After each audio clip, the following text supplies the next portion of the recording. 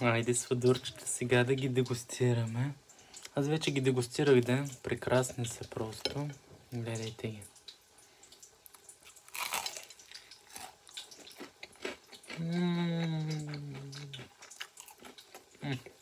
Да, мога цялата чиния да изям.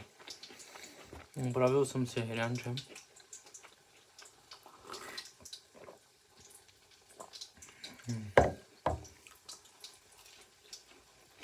Чакайте да си обърнем обувчите, хора. Че аз ги обичам да са ми златисти.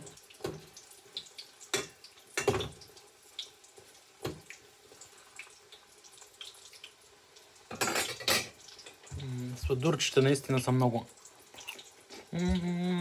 Много са вкусни.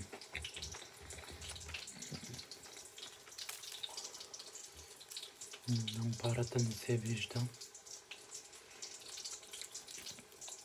Са горещички. Вижте ги. Не знам дали сте яли пирожки, но е нещо подобно, но не точно. Вътре има сиренце.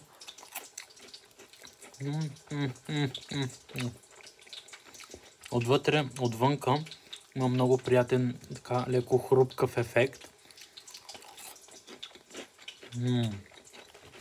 Отвътре са толкова пухкави и нежни. Миришат малко на прясно изпечена домашна баница. Вкусът е много приятен, много уютен. Серианче ги пивам аз. Вижте, тук има една леко изгоряла хрупка.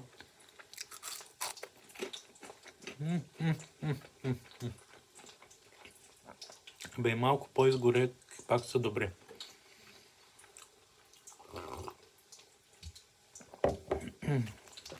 Аз ги обичам ето така, златисти.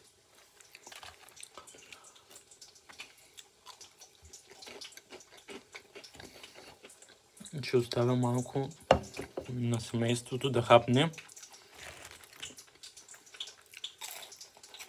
Каза той, продължавайки да яде. Не, тук има още.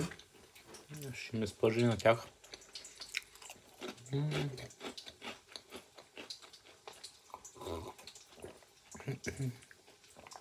Браво на Леля Катя, готвим. Прекрасни са. Оставям ви. Прекрасен, магичен и светъл ден ви пожелавам, сладурчета.